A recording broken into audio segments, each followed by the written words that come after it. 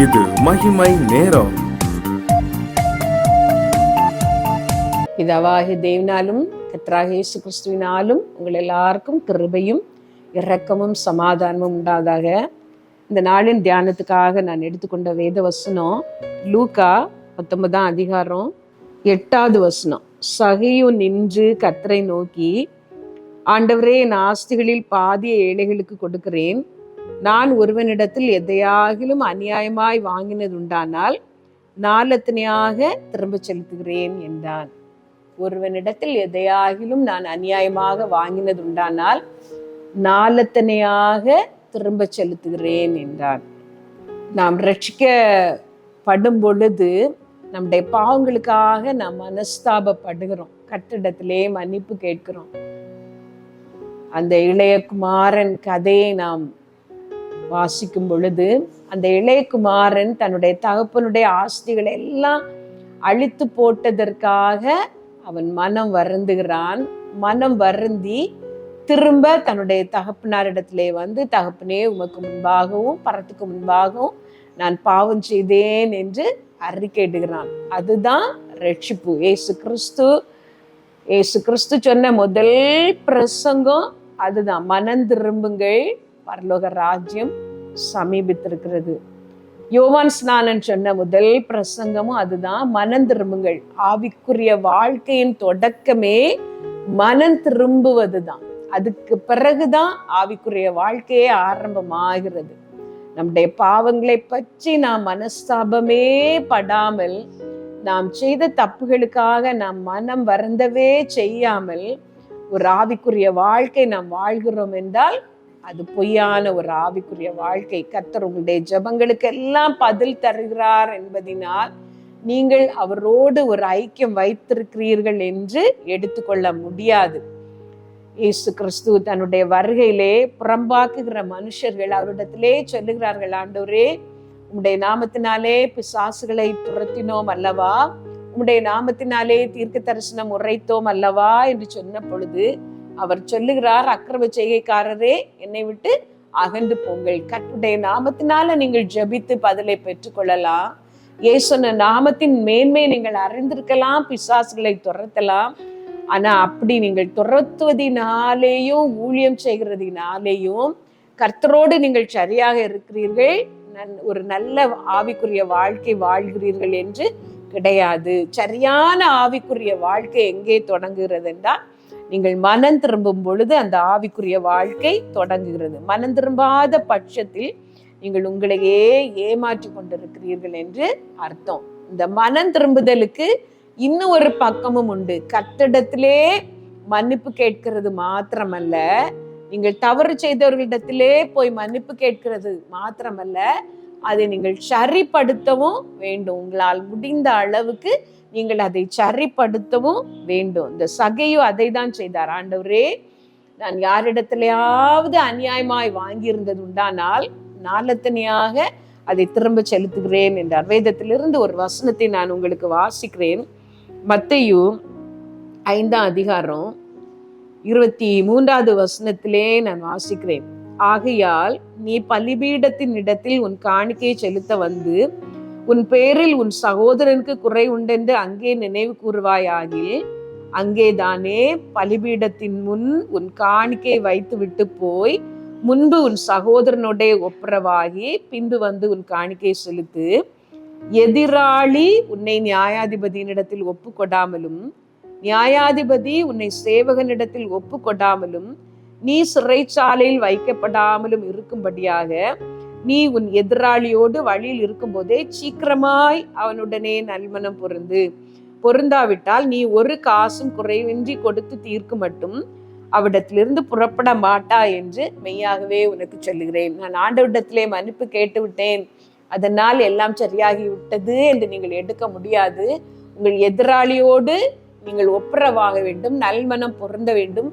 அங்கே சீர்படுத்த வேண்டிய காரியங்களை நீங்கள் சீர்படுத்தும் பொழுதுதான் உங்களுடைய காணிக்கை கர்த்தருடைய பார்வையிலே அங்கீகரிப்பா இருக்கிறது. கர்த்தரிடத்திலே நான் மன்னிப்பு கேட்டு விட்டேனே என்று சொல்லி நீங்கள் விட்டுவிட முடியாது. நாலத்தனையாக நான் திரும்ப செலுத்துகிறேன் என்று சொல்லி இந்த சகையை சொன்னார்.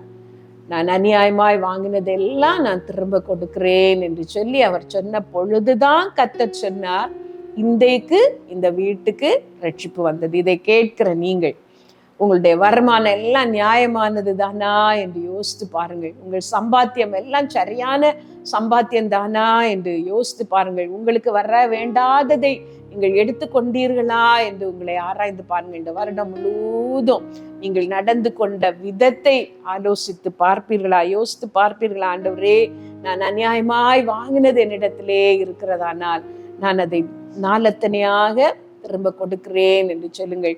உங்கள் கரங்களிலே நியாயமாய் வர வேண்டிய வருமானம் தானா வந்தது என்று யோசித்து பாருங்கள். லஞ்சம் வாங்குவது பாவம் இல்லாதது போல நடக்கிற அதிகாரிகள் எத்தனையோ பேரை நாம் பார்க்கிறோம். இன்றைக்கு ஒரு அலுவலகத்திற்கு நாம் போய் ஒரு சின்ன காரியம் நடக்க வேண்டும் என்று சொன்னாலும் கூட லஞ்சம் கொடுக்காமல் அந்த காரியம் நடப்பதில்லை. லஞ்சம் வாங்காமல் இருப்பதை விட அதிக கடினமாக இந்த நாட்களிலே இருக்கிறது என்னது தெரியுமா? லஞ்சம் கொடுக்காமல் ஒரு காரியத்தை சாதிப்பது. பணம் பணம் என்றே இந்த உலகத்தார் போகிறது போல ஆண்டுடைய பிள்ளைகளும் போக தொடங்கினதுனால்தான் இந்த பிரச்சனை. இதை கேட்கிற நீங்கள் ஒரு அரசாங்க அலுவலராக நீங்கள் இருக்கிறீர்கள், இல்லை ஒரு அலுவலகத்திலே நீங்கள் வேலைக்காக வைக்கப்பட்டிருக்கிறீர்கள், உங்களுக்கு எந்த சம்பளம் தருகிற அந்த காலத்திலே அதிகப்படியாக நீங்கள் ஏதோ ஒன்றை எதிர்பார்க்கிறீர்கள். உங்களுக்கு அல்லாதது உங்களுக்கு ஆசீர்வாதமாக இருக்க போறதில்லை. உங்களுக்கு நியாயமாக வர வேண்டியதற்கு மிஞ்சி நீங்கள் வாங்குகிறது உங்கள் சந்ததிக்கும் உங்கள் குடும்பத்திற்கும் ஆசீர்வாதமாக இருக்க போறதில்லை.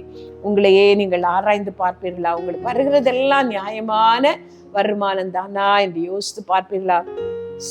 சகேயு கர்த்தருடைய சமூகத்திலே வந்த பொழுது அவர் சொன்னார், ஆண்டவரே, நான் அநியாயமாய் வாங்கினதை நாளத்தனையாக திரும்ப செலுத்துகிறேன் என்று சொல்லி இயேசு கிறிஸ்து சொன்ன இந்த வார்த்தையிலே ஒரு காசும் குறைவின்றி கொடுத்து தீர்க்க மட்டும் நீ அவ்விடத்திலிருந்து புறப்பட மாட்டா என்று சொல்லி ஆண்டவர் சொல்லுகிறார். அநியாயமாய் நீங்கள் சம்பாதித்த சம்பாத்தியத்தை எல்லாம் நீங்கள் இழந்து போகிற வரைக்கும் கஷ்டங்களும் துன்பங்களும் உங்களை தொடர்ந்து கொண்டே வருகிறோம். நியாயமாய் வருகிறது கொஞ்சமாக இருந்தாலும் அது உங்களுக்கு ஆசீர்வாதமாக இருக்கும்.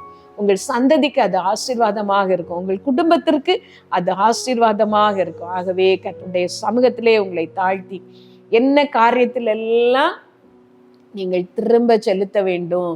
மற்றவருடைய மனதை அதிக நோகடித்து பேசிவிட்டீர்கள். அவர்கள் உங்களை பார்க்கும் பொழுதெல்லாம் வேதனைப்படுகிறார்கள். அவர்களோடு ஒரு வார்த்தை நீங்கள் மன்னிப்பு கேட்பதில் ஒன்றும் குறைந்து போகாது. நீ நான் வேதனைப்படுத்தி விட்டேன், காயப்படுத்தி விட்டேன், என்னை மன்னித்து விடு என்று கேட்டு பாருங்கள். அந்த உறவு சரியாகும்.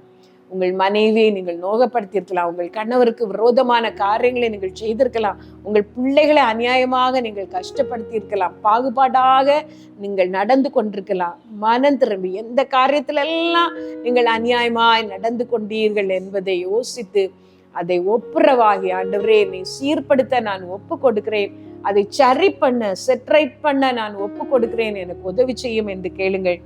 ஆண்டவர் உங்களுக்கு உதவி செய்வார். ஒரு நிமிடம் கண்களை மூடி இயேசுப்பாவிடத்திலே சொல்லுங்கள், ஆண்டவரே, என்னை நான் பலிபீடத்தில் வைக்கிறேன், என்னுடைய சுயம் சாம்பலாய் போகட்டும், என்னுடைய ஆசைகளை எல்லாம் உம்முடைய பாதத்திலே நான் வைக்கிறேன், உமக்கு பிரியமானது செய்ய எனக்கு போதித்தருளும் என்று கேளுங்கள். சர்வ வல்லமையுள்ள எங்கள் நல்ல தகப்பனே, இந்த நல்ல நாளுக்காக, இந்த நல்ல வேலைக்காக நாங்கள் ஸ்தோத்திரிக்கிறோம்ப்பா.